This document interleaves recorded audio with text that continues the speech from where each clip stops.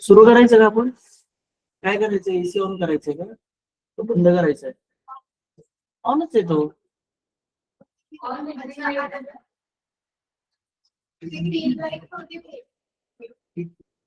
माचीस घेऊन पेटून टाकायची.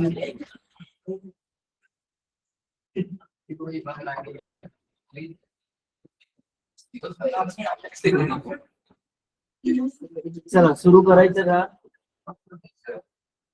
प्रश्न बघा काय महत्वाचा प्रश्न आहे तुमच्या सीए साठी पण आणि रेगुलर थ्योरी साठी पण. ये क्वेश्चंस के चांसेस ज्यादा है एग्जाम में आने का. ठीक है, आपके पास P ऑफ A है, P ऑफ B है, P of A union B है.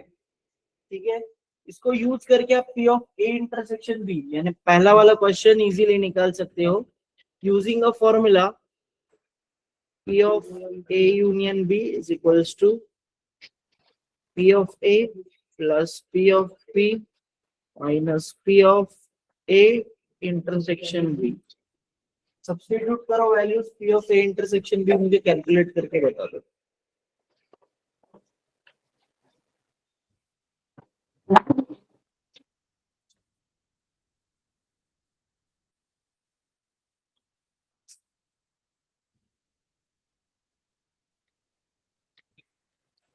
तुझं नाव काय?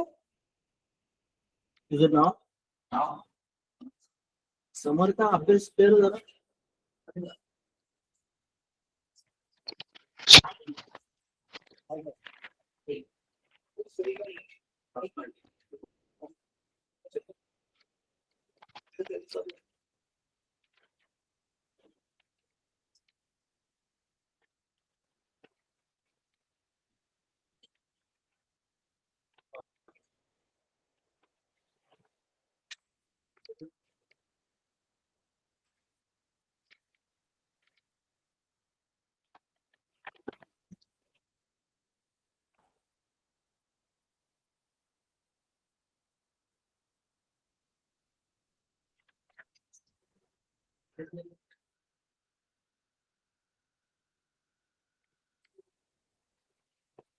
करेक्ट.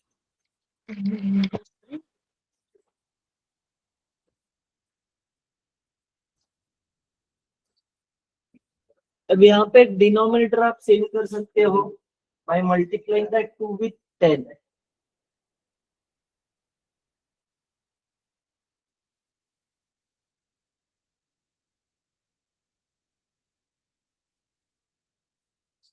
थ्री बाय 20 आपको आंसर मिल रहा है.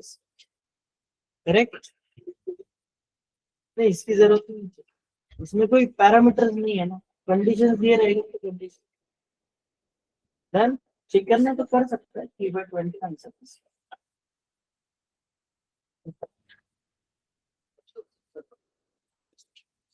Done.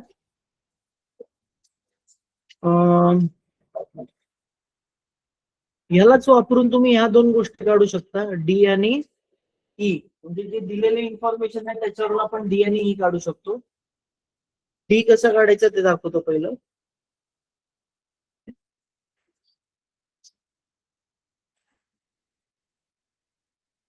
P of A complement union B complement. तो डी मॉर्गन्स लॉ होता है. कौन सा लॉ? De Morgan's law. De Morgan's law आपको कहता है अगर कॉम्प्लीमेंट दोनों का है, ए का भी कॉम्प्लीमेंट है बी का भी कॉम्प्लीमेंट है, कॉम्प्लीमेंट यानी डैश, इसको बाहर ले सकते हैं बट यूनियन का बन जाएगा intersection. So A intersection B complement, ये हो जाएगा बरोबर. ए इंटरसेक्शन बी कॉम्प्लीमेंट यानी ए इंटरसेक्शन बी का opposite, that can be found out using 1 minus P of A intersection B. समझ आया? टोटल प्रोबेबिलिटी 1 होता है minus P of A intersection B हमने निकाल रखा है.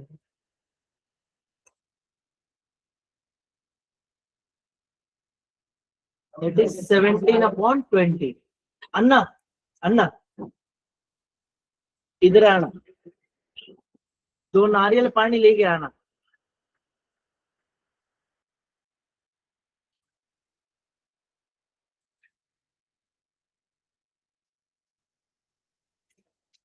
डन. डी झाला. आता ई करूयात.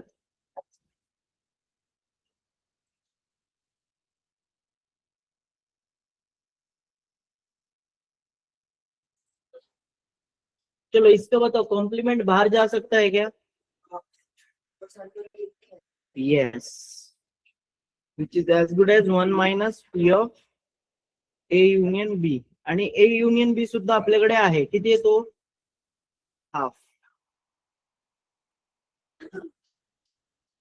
1 minus half gives you half. एवढ्या 3 गोष्टी क्लिअर झाल्या सगळ्यांना? इतना कॉपी करो, होने के बाद बताओ, फिर रिमेनिंग 2 करते.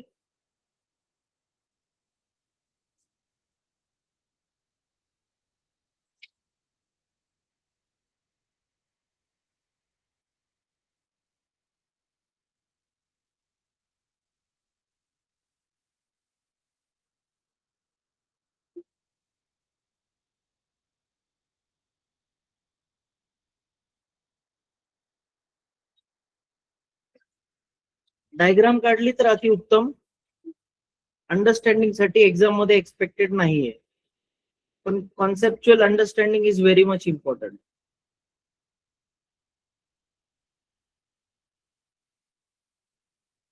आपल्याकडे 2 सेट आहेत, ए आणि बी, बरोबर आहे. आपल्या प्रश्नामध्ये आपल्याला महत्वाचं आहे बी कॉम्प्लिमेंट. बी कॉम्प्लिमेंट म्हणजे बी ला सोडून सगळं, बी ला सोडून सगळं.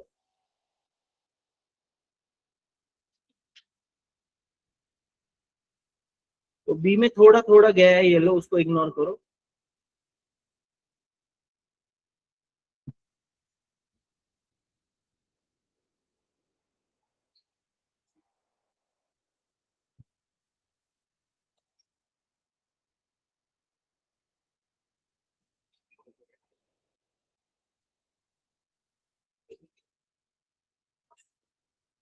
ठीक आहे, एवढं कळलं. दुसरा सेट कुठला आहे आपला? ए. ए म्हणजे हा सेट ना.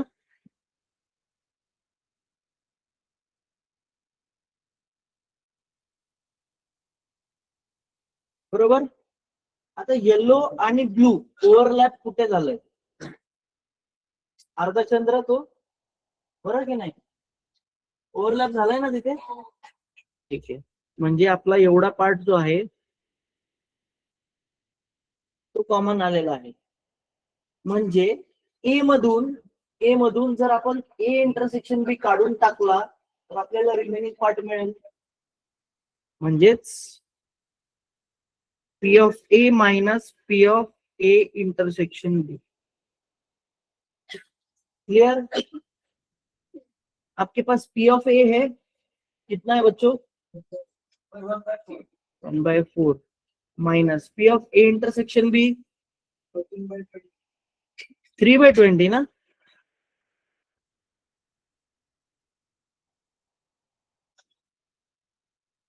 करेक्ट. क्या हो जाएगा? 4 is a multiple of 20. Sorry, 20 is a multiple of 4. 4 को क्या मल्टीप्लाई करोगे तो 20 मिलेगा? 5.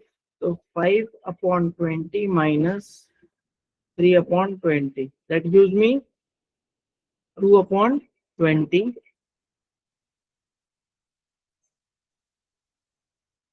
समजलंय का? असाच सेम प्रश्न आहे सी वाला, आहे की नाही? चला करा, सी वाला प्रश्न तुम्ही करायचा.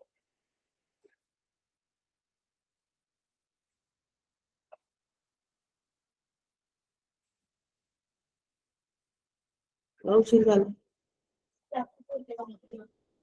कॅफेत होती, कुठल्या कॅफे मध्ये होती?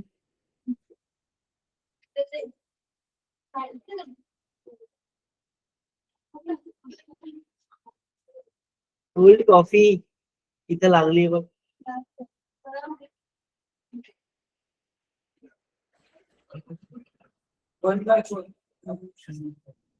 1/4 आ रहा है, सी का आंसर. सभी को 1/4 आ रहा है क्या? फॉर्मूला क्या हो जाएगा उसका, इसी को देख करके फॉर्मूला आपका.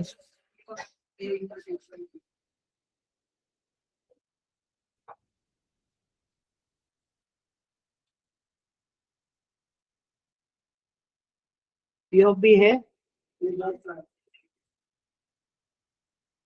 पी ऑफ ए इंटरसेक्शन भी आहे.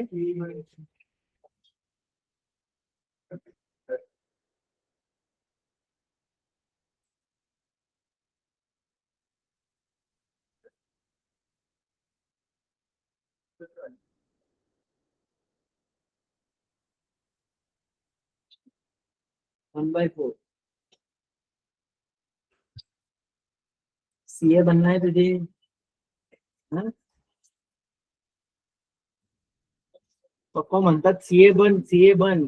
हा म्हणतो नाही मी बिझनेस करेन, बिझनेस करेन. दुसरा कसला बिझनेस?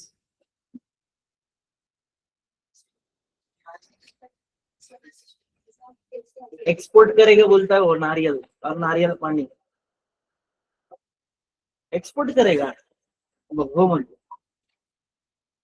इम्पोर्ट इम्पोर्ट एक्सपोर्ट का बिझनेस करना है तुझे?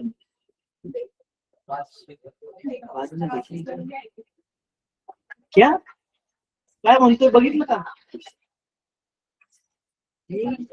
अलाउड नहीं इंडिया में, राइट नहीं.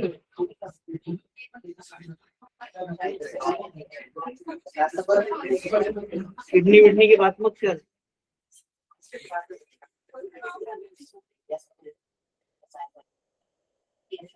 ना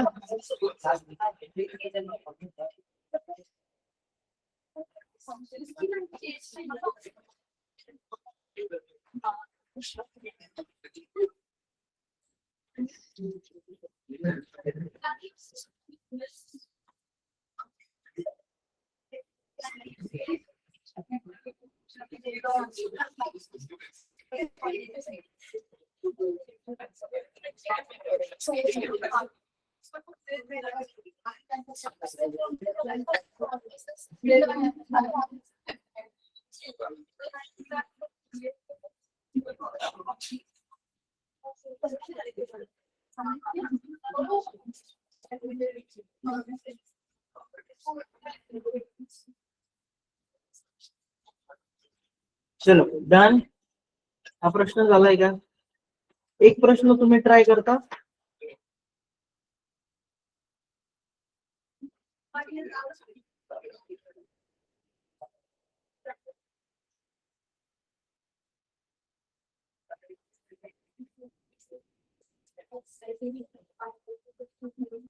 क्वेश्चन नंबर 5.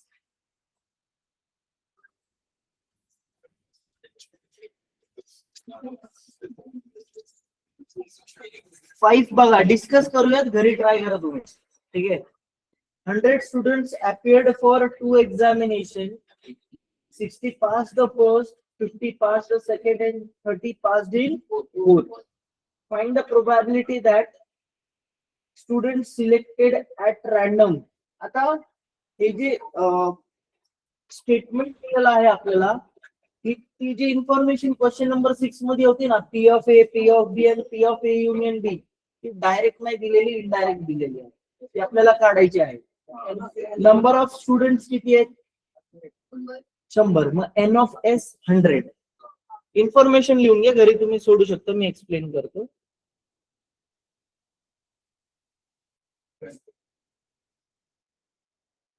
ठीक आहे.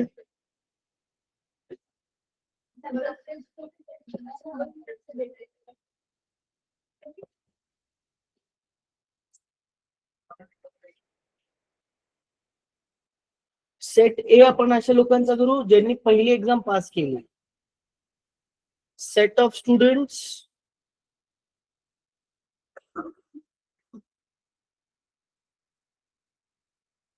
who passed first exam.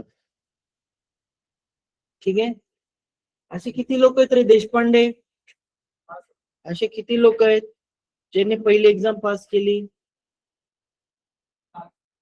7 का 60?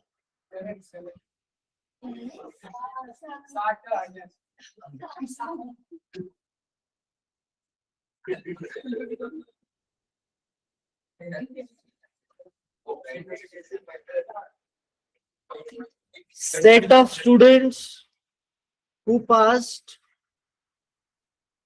second exam.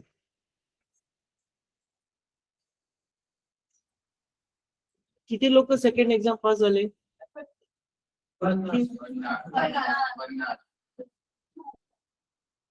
ठीक आहे, एवढं कळालंय.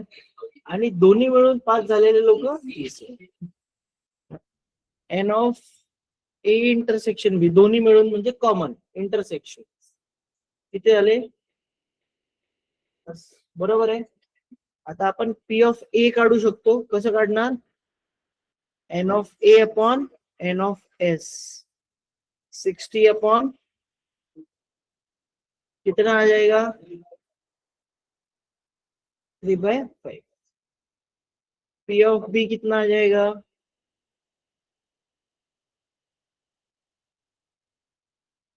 वाटलंच तरी तर लिहा.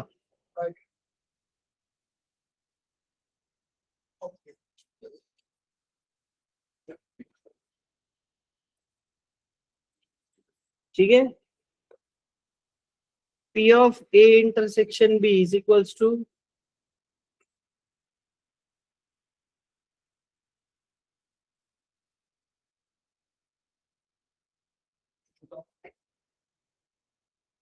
Three by. बरोबर आहे. आलं लक्षात? आता काढायचं काय? Pass in at least one examination म्हणजे पी ऑफ ए युनियन बी.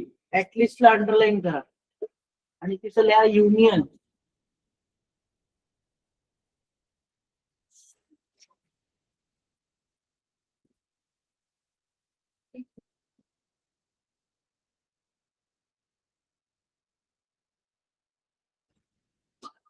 काय रे मित्रांनो फॉर्म्युला?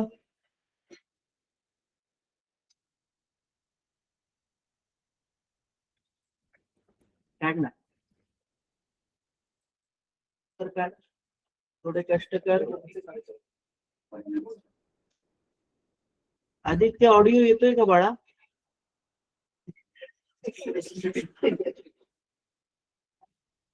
मशीन आणलीस तू आज? आबा आबा आबा आबा.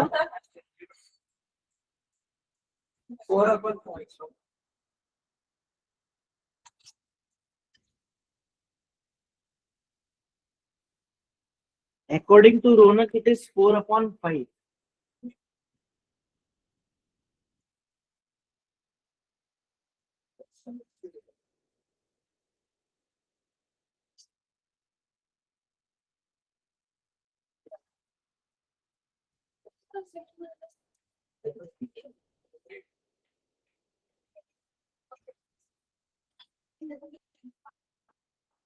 युनियनचा अर्थ काय रे? युनियनचा अर्थ काय? बरोबर. म्हणजे काय?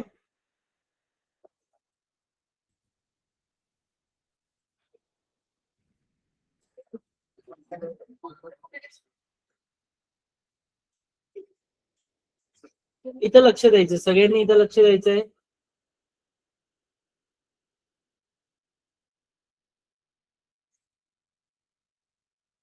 काय करतेस?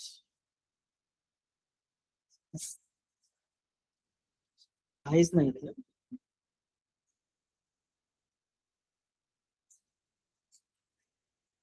ये आपका सेट ए और सेट बी है. ए यूनियन बी का मतलब all the elements from set A along with all the elements from set B. ठीक है,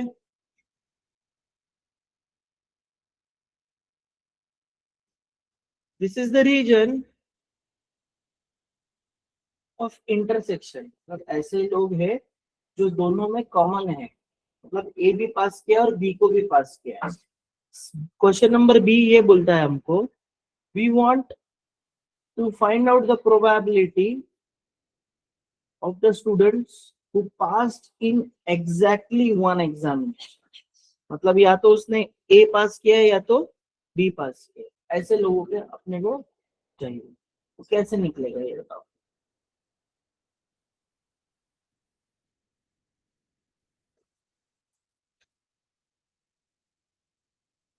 हमको सिर्फ ए वाला पार्ट चाहिए, इतना अर्धचंद्र आणि इथला अर्धचंद्र। ए आणि बी ला मायनस करू, नाही बरं ठीक आहे, जाऊ दे। आता तुम्ही टोटल पास वाल्यांची प्रोबॅबिलिटी काढली, म्हणजे ऍटलिस्ट एक मध्ये पास झालं, म्हणजे तो नापास झालाय का नाही। शेवटचा प्रश्न बघा, फेल्ड इन बोथ एक्झामिनेशन, म्हणजे तो पास झालाच नाही एका पण एक्झाम मध्ये, असं किती काय प्रोबॅबिलिटी होणार?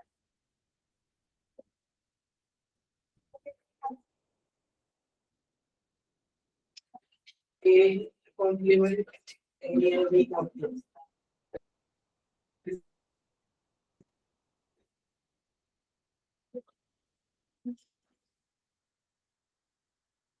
सीए में हो गया ना।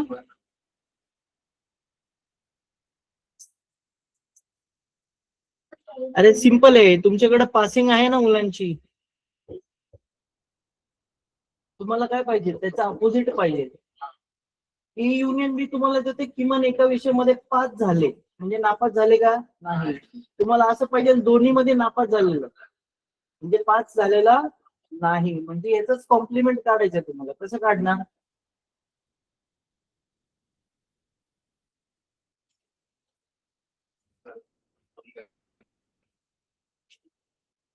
कसं काढणार?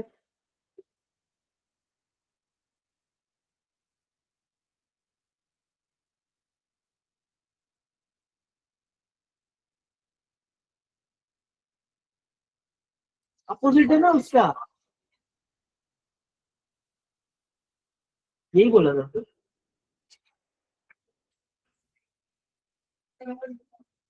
नाही समजलं? मला सांग, आपल्याकडे 10 विद्यार्थी आहेत, ठीक आहे, किती विद्यार्थी आहेत?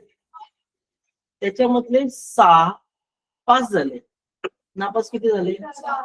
कसं काढलं? कशातून? टोटल। ठीक आहे, आता आपला प्रश्न आहे प्रोबॅबिलिटीचा। काय प्रश्न आहे? प्रोबॅबिलिटीचा। टोटल प्रोबॅबिलिटी ही किती असते? टोटल प्रोबॅबिलिटी काय असते?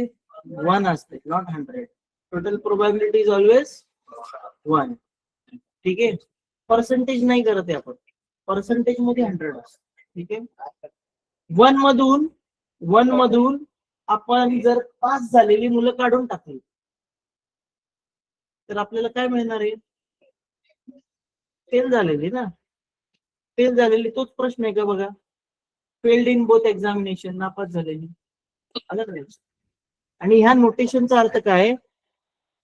या नोटेशनचा अर्थ आहे पास झालेल्या लोकांचा कॉम्प्लिमेंट, म्हणजे पास झालेल्या लोकांचा अपोजिट। आता ते व्हॅल्यूज आहेत का तुमच्याकडे? काढा आणि चेक करा मागे आमचं, चेक केया। तर मला याचं सांगा रे, बीच जरा सगळं दिलंय तुम्हाला बोर्डवरती।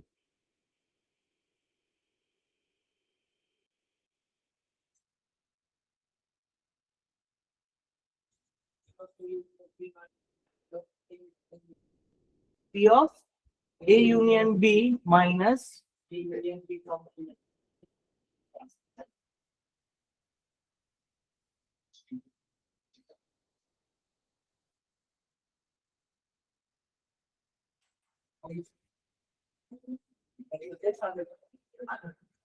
बरं ऐका ऐका, एक गोष्ट सांगा मला, आता मगाशी एक प्रश्न केला आपण, त्याच्यामध्ये फक्त एवढा रिजन काढला होता. तुम्ही कसा काढला होता तो? हा प्रश्न केलता ना इथे, हा प्रश्न केलता ना, कसा काढला होता? एवढा रिजन आपण काढला होता, कसा काढला होता? पी ऑफ ए मायनस, बरोबर आहे की नाही? बरोबर आहे ना? जर आपण तसं केलं तर आपल्याला हा पार्ट मिळेल का? बरोबर. याच्यासाठी पण केलं तर हा पार्ट मिळेल का? दोघांना ऍड केलं तर रिक्वायर्ड थिंग मिळेल का? करून बघा.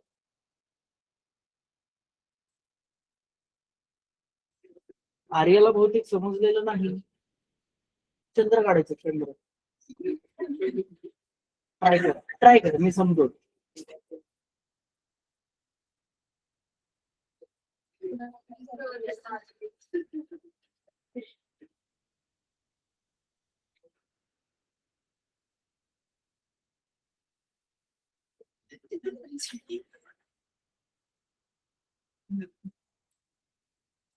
किनो झालं का बाळा?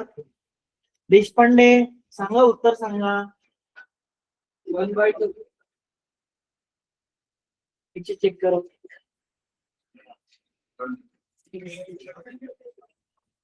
बरोबर. आता ह्याच फॉर्म्युलाला जर मॉडिफाय केलं तर कसं येणार?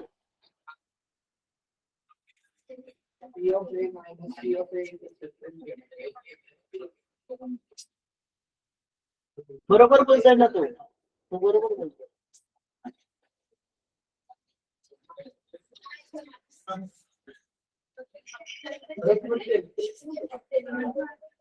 थर्ड वाला आगे सबको, सी वाला, सी वाल्याचं उत्तर सांगा जरा काय.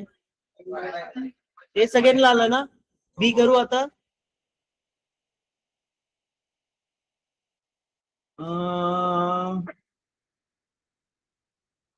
नानो नानो पहले क्वेश्चन पढ़ेगा तू ठीक से, बी वाला.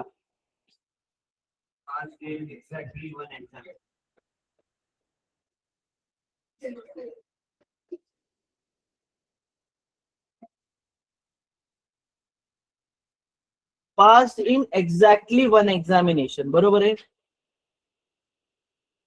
हा जो सेट ए आहे त्यांनी पहिली एक्झाम पास केली, बरोबर की नाही? सेट जो बी आहे त्यांनी दुसरी एक्झाम पास केली, आणि यांच्या मध्ये जे आलेले आहेत यांनी दोन्ही एक्झाम पास केलेल्या आहेत, ए आणि बी. बरोबर आहे.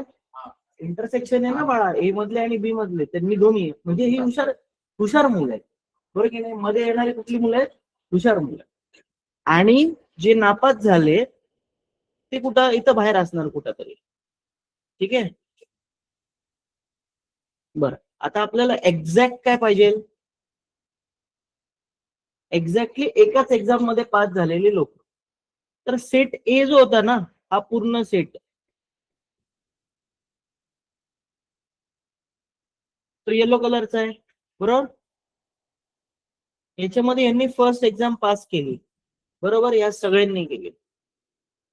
हा जो ब्लू आहे यांनी दुसरी एक्झाम पास केली.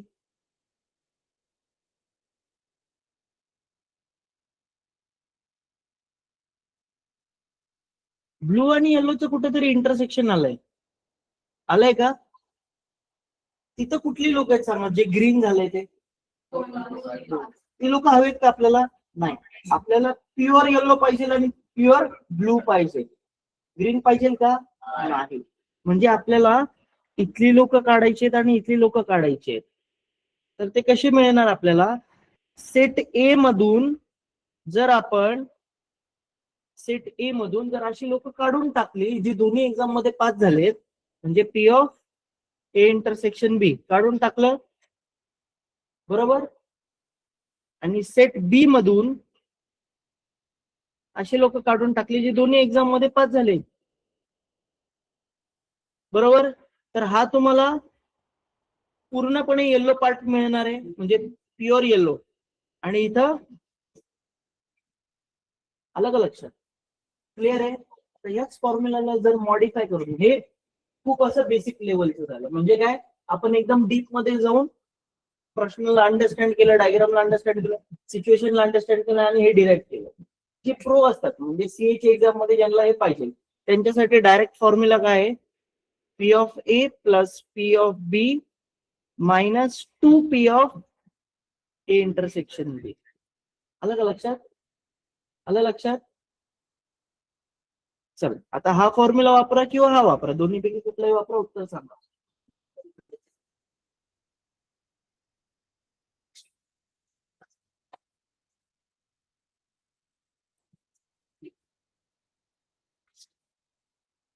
वैष्णवीचं आलंय 1/2, बाकीच्यांचं काय आलंय? 1/2 आलंय का? Very good.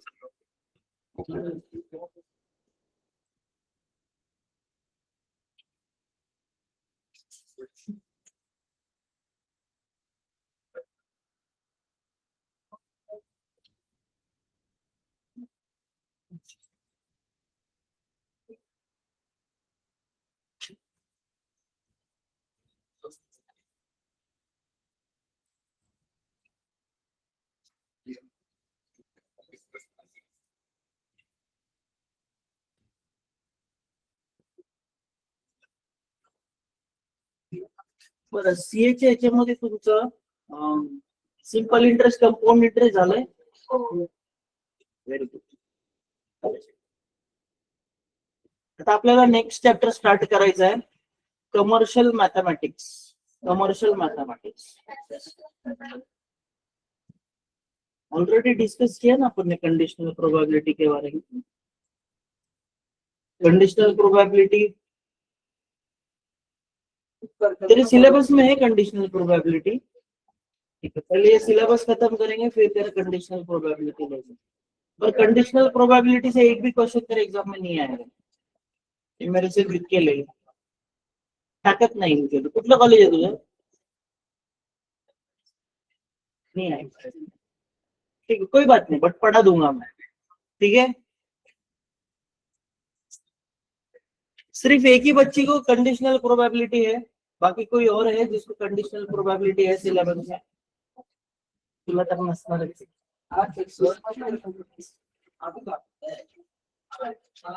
कौन सा कॉलेज है तेरा? ठीक है, तुम दोनों को पढ़ा दूंगा.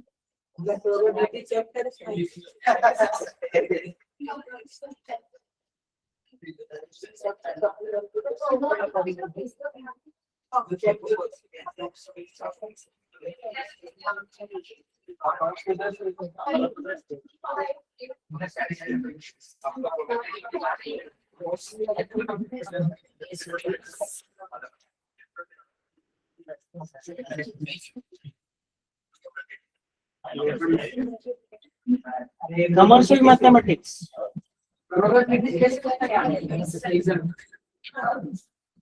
कॉलेज के ऊपर डिपेंड रहता है. कमर्शियल मैथमेटिक्स इम्पोर्टेंट है, होना चाहिए, वो डिलीट नहीं करना चाहिए.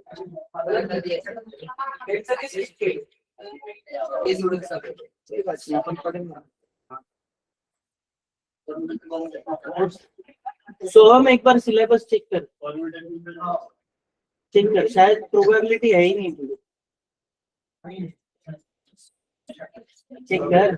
नहीं वो इनका हो गया सिलेबस.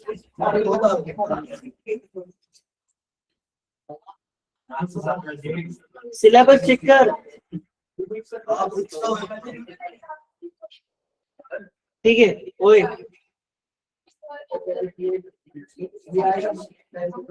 चलो मुझे बताओ, what is simple interest end what is compound interest?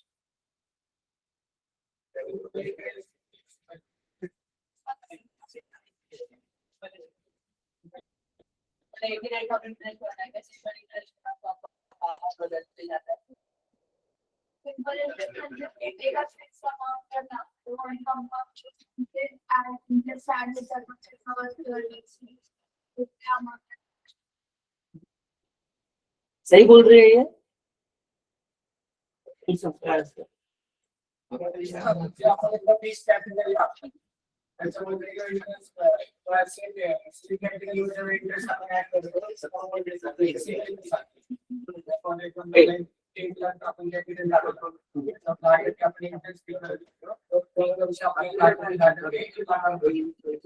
बरोबर आहे.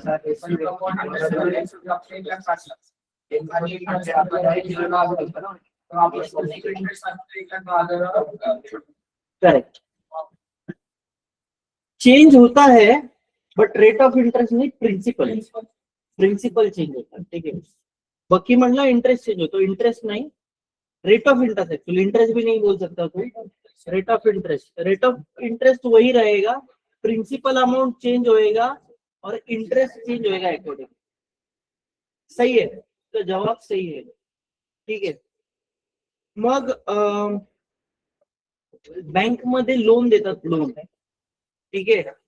आता जसा हा बोलला वाढत चाललंय बरोबर की नाही. म्हणजे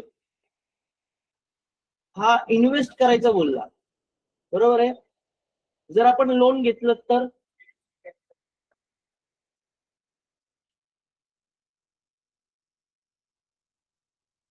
दोन टाईपचे लोन असतात. कोण सांगेल कुठले कुठले?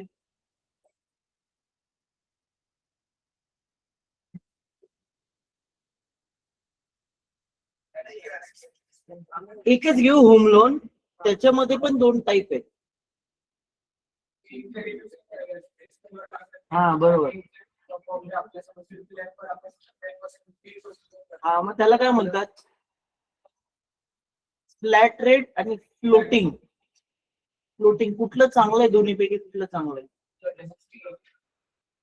फ्लोटिंग अच्छा है पक्का. फ्लैट अच्छा है. फ्लोटिंग अच्छा क्यों है ये बताओ. त्याच्यामध्ये कोणाचं होम लोन चालू आहे का घरी? कोणाच्या घराचं? ठीक आहे. त्यांच्यासाठी आज एक ट्रिक सांगतो काय करायचं जर लवकर संपवायचं असेल तर. ज्यावेळेस तुम्ही ईएमआय पे करत असता त्याच्यामध्ये दोन गोष्टी असतात. कुठल्या दोन गोष्टी असतात? प्रिन्सिपल. कॅपिटल नाही, कॅपिटल त्याला म्हणतात जे आपण इन्व्हेस्ट करतो. ठीक आहे. म्हणजे सपोज तुम्ही 10 लाख लोन घेतलंय, ठीक आहे. तर आपण फॉर्म्युला लावून टोटल अमाऊंट जी आहे, म्हणजे एक अंदाज धरू आपण, तो 10 वर्षाचं लोन घेतलंय, तुम्ही 10 वर्षाचं लोन घेतलंय, तर त्याच्यावरती इंटरेस्ट लागून काहीतरी एक समजा 20 लाख अमाऊंट होतीये. ठीक आहे. तर याच्यात प्रिन्सिपल किती झालं? 10 लाख आणि इंटरेस्ट किती झाला? 10 lakh. Depending on the tenure ते व्हेरी होतं इंटरेस्ट. Doesn't matter. पण जी तुमची ईएमआय ठरते, ठीक आहे, ईएमआय जे असते ते डिपेंड करते तुमच्या अमाऊंट वरती. आता बँकांनी काय केलेलं आहे, बँक्स ना एक आयडिया करते. इनिशियली ज्यावेळेस तुमचे ईएमआय सुरू होतात ना, त्यावेळेस जो रेशो आहे प्रिन्सिपल आणि इंटरेस्टचा तो इक्वल नसतो. म्हणजे फॉर एक्झाम्पल 20 लाखाचं लोन आहे तुमचं, 20,000 ईएमआय आहे. ठीक आहे. 20,000 जर तुम्ही ईएमआय भरता तर 10,000 रुपये प्रिन्सिपलचे पाहिजे आणि 10,000 रुपये इंटरेस्टचे पाहिजे. सिंपल कॅल्क्युलेशन आपल्या डोक्यात ते बसतं. पण तसं नसतंय. इनिशियल लेवलला जोपर्यंत एक सर्टन पिरियड कंप्लीट होत नाही तोपर्यंत तुमचा इंटरेस्टची अमाऊंट जास्ती असते आणि प्रिन्सिपलची अमाऊंट कमी असते. म्हणजे ज्याच्या कोणाचा लोन इनिशियल स्टेजला आहे, फॉर एक्झाम्पल आताच लोन घेतला, 1-2 वर्ष झाले, 3 वर्ष झाले, स्टेटमेंट काढून चेक करायचं की इंटरेस्टची अमाऊंट काय आणि प्रिन्सिपलची अमाऊंट काय चालली आहे. तर त्यांच्यासाठी जर आपला 20,000चा ईएमआय असेल तर 18,000 इंटरेस्ट जातोय आणि 2,000 प्रिन्सिपल जातोय, असं पण होऊ शकतं. मग नेक्स्ट मंथ काय होतं, ते थोडं 100 रुपयांनी कमी होते असं समजा. ठीक आहे. असं करत करत 1 वर्ष गेला तुमचा. मग नेक्स्ट इयर काय होणार, 13,000 रुपये इंटरेस्ट जातोय आणि 3,000 रुपये प्रिन्सिपल जातीये. नेक्स्ट इयर काय होणार, 16,000 रुपये तुमचा इंटरेस्ट जातोय, 4,000 रुपये प्रिन्सिपल जाते. पण जर तुम्ही हे बघितलं रेशो, प्रिन्सिपल खूप कमी गेली. पहिल्या वर्षात किती प्रिन्सिपल गेली तुमची? 2,000-2,000नीच गेली. 12 महिने गेली ती गोष्ट वेगळी. दुसऱ्या वर्षी 3,000-3,000 गेली, चौथ्या वर्षी 4,000-4,000 गेली. पण तुम्ही जर प्रिन्सिपल बघितलं तर प्रिन्सिपलची अमाऊंट खूप कमी होती आणि इंटरेस्टची अमाऊंट जास्ती होती. बरोबर.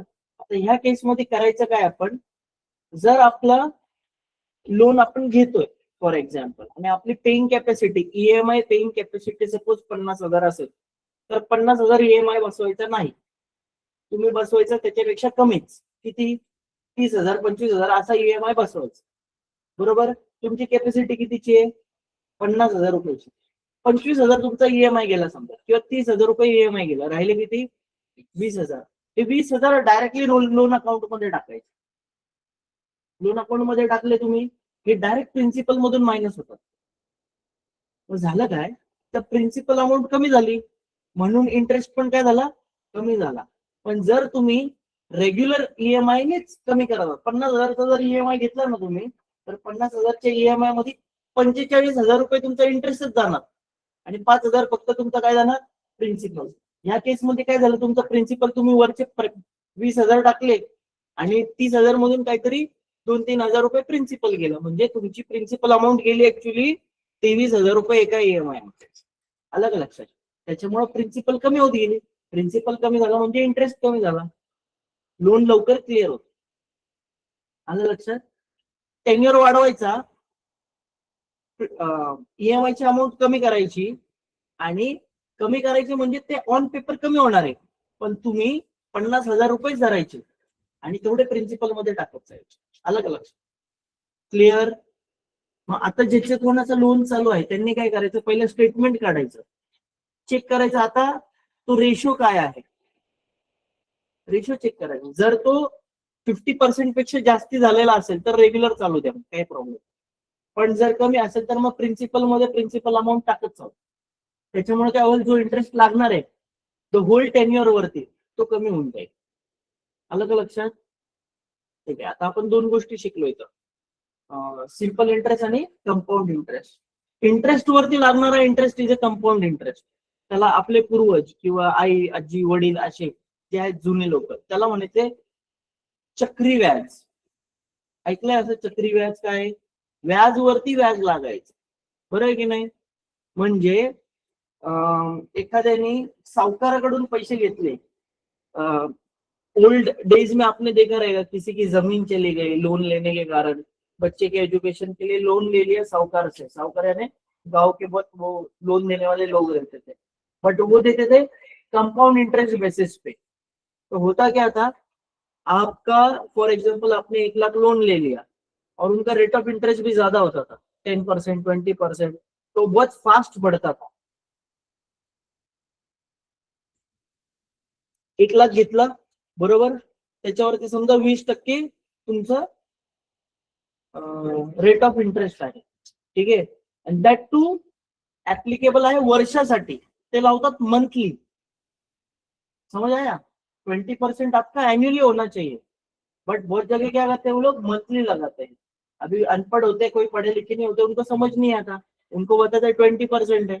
20% मंथली नहीं होता है, एन्युअली होता है. ठीक आहे. मग एका वर्षात जर आपण ते पैसे भरले नाही तर आपल्या डोक्यावरती किती खर्च झालाय आता? 1,20,000चा. बरोबर. मग आता त्या 1,00,000वरती पण आपल्याला इंटरेस्ट लागणार नाही, त्या 20,000वरती पण इंटरेस्ट लागणार. 1,00,000वरती 20% म्हणजे किती?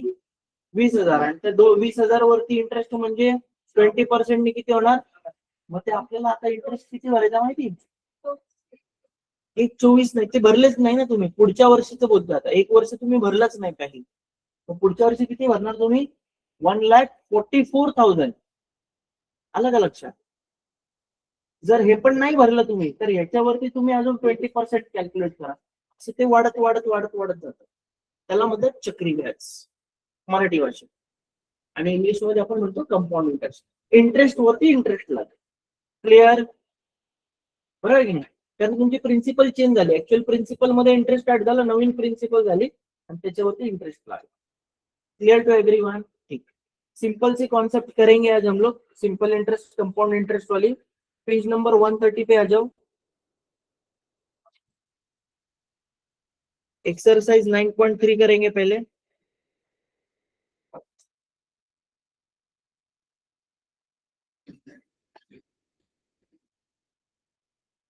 जो लोग ऑनलाइन कर रहे हैं उनको समझ आ रहा है ना?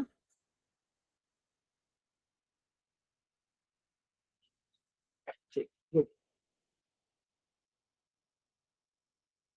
पहिला प्रश्न वाचायचा आहे. कोण वाचते?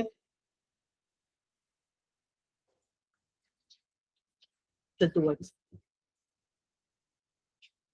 What will be the simple interest on an amount of 9,600 at the rate of 6% per annum after 3 years? After 3 years. Principal amount दिली आहे का तुम्हाला? किती आहे? करेक्ट. रेट ऑफ इंटरेस्ट दिलाय का? 6%. त्याच्या पुढे ना एक शब्द दिलेला आहे, पर एनम. हे महत्वाचं आहे. दिस इज वेरी मच इंपॉर्टेंट. जे तुम लोग CA CPT वाले हैं ना, उनके लिए ये सबसे ज्यादा इंपॉर्टेंट रहेगा, पर एनम.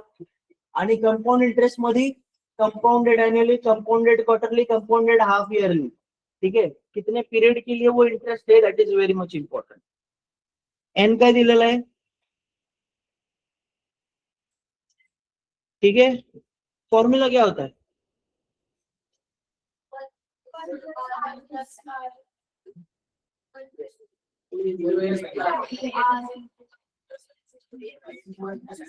One plus. आपल्याला काढायचं काय? Simple interest. सिंपल इंटरेस्टचा फॉर्म्युला काय आहे? 1 - 1 प्लस. काय करताय तुम्ही?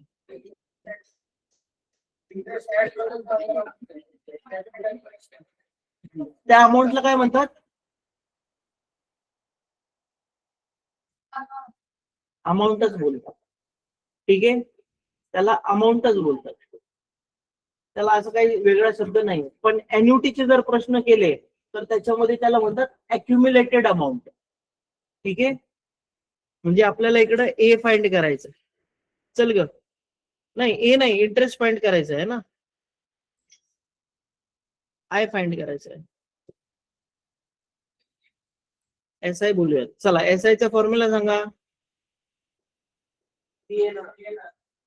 P into N into R upon. ठीक आहे, का तर इथं आपण ही पर्सेंटचे साइन कन्सिडर नाही करत आहे ज्यावेळेस सबस्टिट्यूट करतोय आर ला. मग त्या पर्सेंट मुळे हा आर आलेला आहे. पर सेंट. सेंट म्हणजे 100. पर 100. आलं का लक्षात? नाही घ्यायचं. हा हा, चालेल. मग 100 नको लिहू.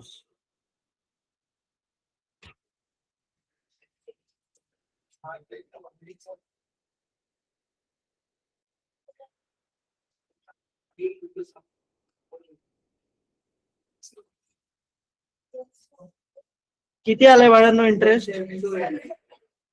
17. 3 वर्षात त्यांनी किती इंटरेस्ट भरलाय? 1728. जर याच्यामध्ये तुम्हाला अमाऊंट विचारली असती तर काय केलं असतं? Principal plus interest. ती किती झाली असती? प्रिन्सिपल आहे तुमच्याकडं 9,600 प्लस 1,728 करावं लागेल. क्लिअर? अंडरस्टूड?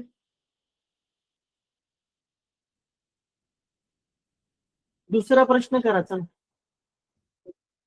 दुसऱ्या प्रश्नामध्ये त्यांनी सेम प्रश्न ऍक्च्युली, फक्त त्यांनी मिक्स फ्रॅक्शन दिलेले आहेत तिथे.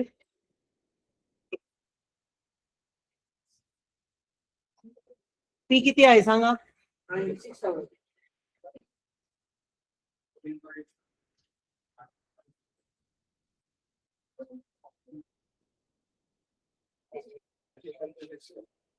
आर याला कसं सॉल्व्ह करणार? 9 2 जा 18 प्लस 1.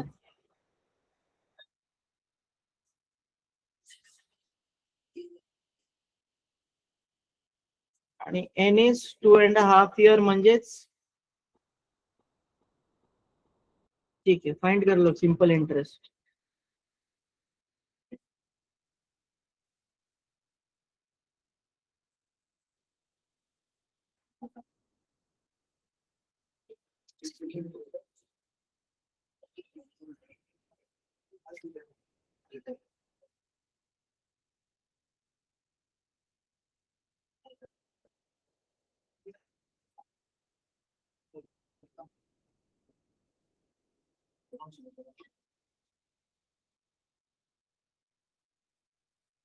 Done.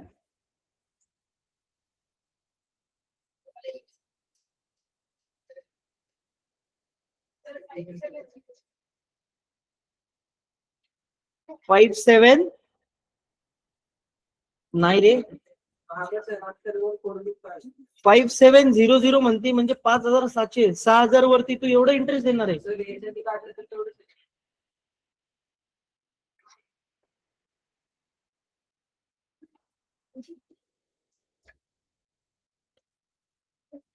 सिंपल इंटरेस्ट से निकालना है ना.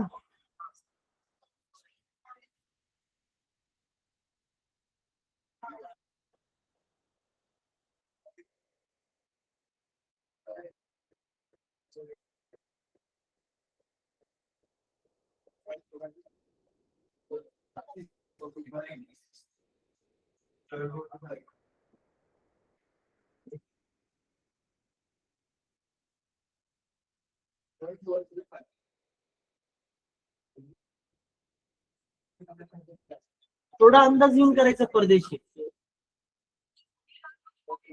नाही नाही ठीक आहे, पण मी काय म्हणतोय होऊ शकतं असं काही प्रॉब्लेम नाहीये. एरर होऊ शकतो. प्रिन्सिपल बघायची आपली किती आहे प्रिन्सिपल 6000 आणि तुझं व्याजच त्याच्या आसपास आहे.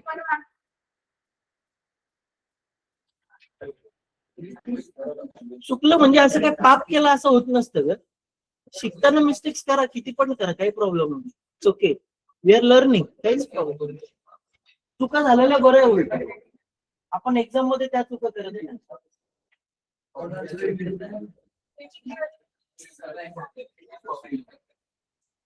चला एक शेवटचा प्रश्न करा, third one and we will stop.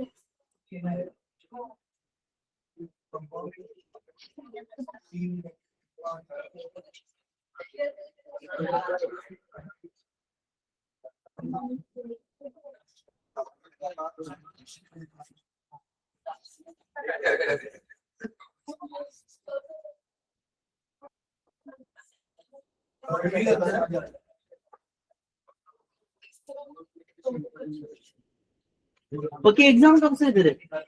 28 March. मस्त. तेरे 4 मार्च. तोंडी असेल ना, इंटरनल एग्जाम्स असतील. किसका कॉलेज में तू? इंटरनल एग्जाम से कि तेरी एग्जाम से? तो तेरा कमर्शियल मैथमेटिक्स हो गया तो हो गया ना सिलेबस. ये कमर्शियल एक्चुअली वही होता है. इनके ओमिट कैसे ये पता नहीं. काही सब टॉपिक्स डिलीट करतात ते महत्वाचे नाही. टाइम नसेल त्यांच्याकडे तेवढं.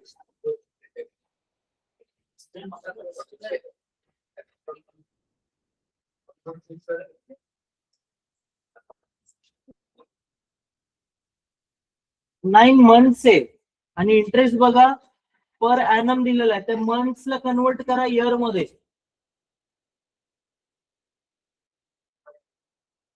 कन्वर्ट करायला लागणार आहे तुम्हाला. प्रिंसिपल बताओ कितना है उसमें. कन्फ्युजन असेल त्यांच्यासाठी पण सांगतो काय करायचं सांभाळ. Rate of interest is 8.25. आता मला सांगा 1 इयर म्हणजे किती महिने. बरोबर आहे. तर 9 मंथ्स म्हणजे किती इयर. ते जर काढायचं असेल त्याला एक्स बोला आणि क्रॉस मल्टिप्लाय करायचं. X is equal to 9/12. Fraction मध्ये ठेवा. फ्रॅक्शन मध्ये ठेवा.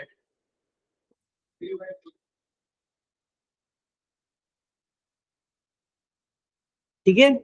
आता करा कॅल्क्युलेट.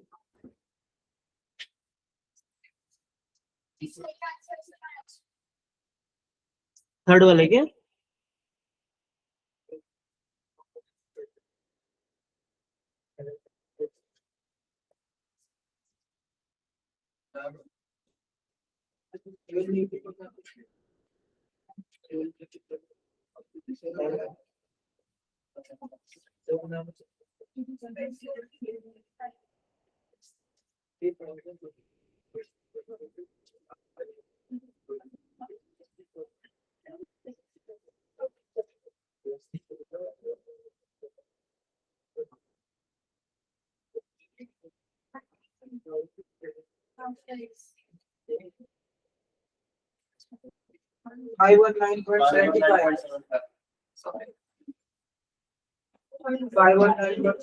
मैच कर रहा है क्या पीछे पीछे चेक करो हाँ सर 519 519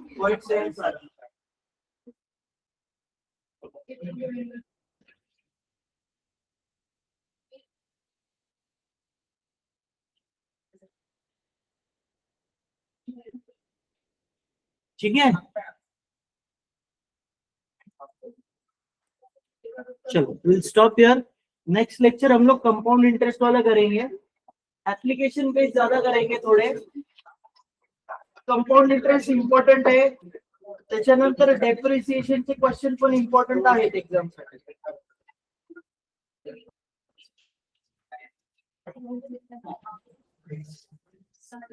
आता कुठलं लेक्चर आहे